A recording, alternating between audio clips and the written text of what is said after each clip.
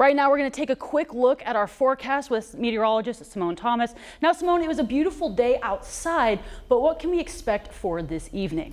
Well, through the evening and into your Monday, we're going to see an increase of cloud cover. And after midnight, we've got some showers and storms rolling into the state. Right now, those showers and storms making their way into central Oklahoma ahead of a bigger storm system that'll be making its way through the state Monday into Tuesday. Here is the setup. We've got a little localized area of high pressure just off to our north and east, but that storm system is really what's going to bring the impactful weather for your Monday. That's what we've been talking about over the past couple of days and why Monday has that weather impact advisory.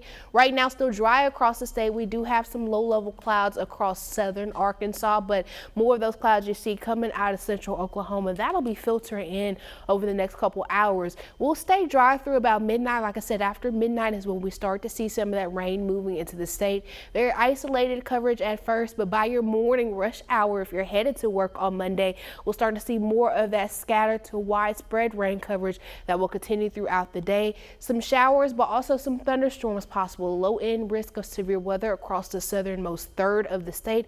We'll get into the details of what you need to know for Monday and the rest of your holiday week coming up in that 7-day outlook. All right, Simone, well, thank you so much. Now, in North Little Rock, the police need your help with an investigation of an early morning homicide. Now, officers say that the incident happened just after 2 a.m. Police were called to the 1900 block of Parker Street. Once reaching the scene, they found a woman suffering from a gunshot wound. She was later taken to a hospital where she died. If you or anyone you know has information, you are asked to contact the North Little Rock Police Department at 501-680-8439. And tonight, a family in Little Rock is continuing their decades-long fight for their loved one who has been in prison for over 4 decades. Court records show that Alvin Earl Lovelace was sentenced to life in prison in 1981 at the age of 23 for aggravated robbery, a Class Y felony. His family says that they, along with Lovelace himself, have submitted multiple writs of mandamus or requests to the court seeking action from the Arkansas Department of Corrections regarding what they call a possibility of parole eligibility. The family argues his sentence was, quote, excessive, and that his living conditions, including what they described as a lack of timely medical treatment for an infection that led to an amputation, have fueled their efforts to bring him home. Not only has he paid his debt to society, but he's overpaid his debt to society.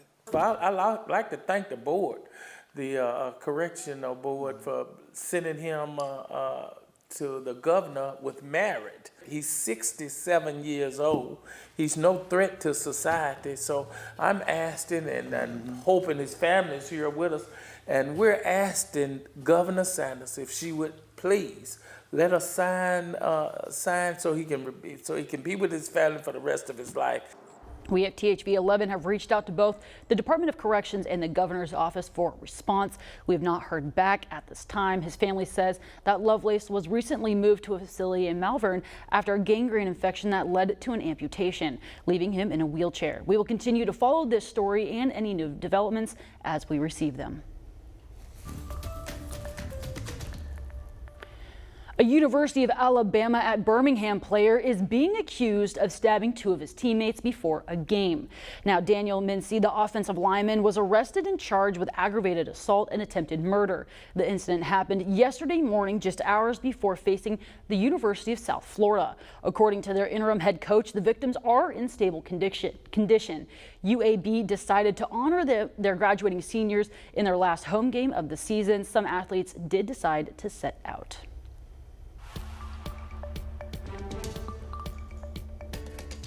With Thanksgiving just around the corner, nonprofits and community organizations across the state are getting ready to give away turkeys and home-cooked meals to those in need.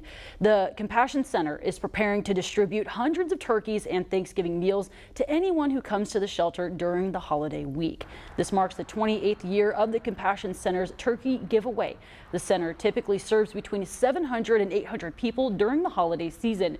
Director Pastor Holloway says that they ran into a few challenges this year, but with help from the community, they were able to secure the resources that they needed. Well, we had a man that called us up and said, I would like to buy some turkeys for you, and he bought the whole 200. And then we had other people donating too, which covered ours and was able to give some away. says that call-in options are available Monday through Wednesday, with the final day of pickup by appointment only. Doors are set to open at noon. Now, we all know that prioritizing your health is important, but doctors say that too often this particular type of health is getting overlooked. It's pelvic floor health. Tonight, we visited a clinic in Little Rock that specializes in this very issue, making it one of the first of its kind here in Arkansas. Is a little bit of a sensitive area that maybe people aren't talking to friends and family members about it. These machines may look odd, but they serve a unique purpose at Arkansas Urogynecology and Women's Health. We treat a variety of pelvic floor disorders: urinary incontinence, pelvic organ prolapse, sexual dysfunction, bowel issues, and any issues related to menopause. Dr. Sally Oliphant says these disorders are often issues men and women don't know they deal with. I think urinary issues probably are something that people oftentimes ignore or consider maybe a normal thing to have happened after childbirth or with aging. And it's not just urinary issues. The Mayo Clinic estimates nearly 1 in 3 women over the age of 20 may have a form of pelvic floor dysfunction, though they suspect the number is much higher due to underreporting. I have patients very often tell me that they feel like a new woman after getting treatment for things that sometimes they've been suffering for years or even decades. Only open since October of 2024, the clinic offers state-of-the-art equipment to help with these issues. Got a cystoscopy tower in this room, and that's one of the ways that we're able to both look diagnostically in the bladder with a camera, so we can inject the bladder with Botox through a cystoscope, and we can also inject the urethra to help with stress incontinence. Dr. Oliphant says too often men and women are afraid to have the difficult conversations about this type of health, so symptoms and disorders linger. Nicole McDaniel agrees. So growing up, that area was not talked about. You don't let anybody, and you just didn't mention anything about vaginal health. But clinics like these, which are few and far between in Arkansas, aim to change that. As I've gotten older, learned some things, it's been very important to check on your vaginal health, same as if you would do a mammogram or a cardiac workup. And basically they would empty their bladder. That's the first part of the test. And so then we would get a curve like this. So typically, Dr. Oliphant says tests like these help diagnose patients and treat their issues. But paying attention to your body and developing good bladder habits at home is also key. One habit that I think a lot of women get into is that we're always in a hurry, and so you're kind of emptying your bladder and you're pushing a little bit to just kind of get it done quick. And that's really not a good bladder habit. That can actually set the bladder up for some dysfunction down the road. She also recommends not holding your bladder for extended periods of time, implementing relaxation techniques into your day, and taking medications as needed. So it's really important to not neglect the health of the vagina, bladder, and pelvic floor.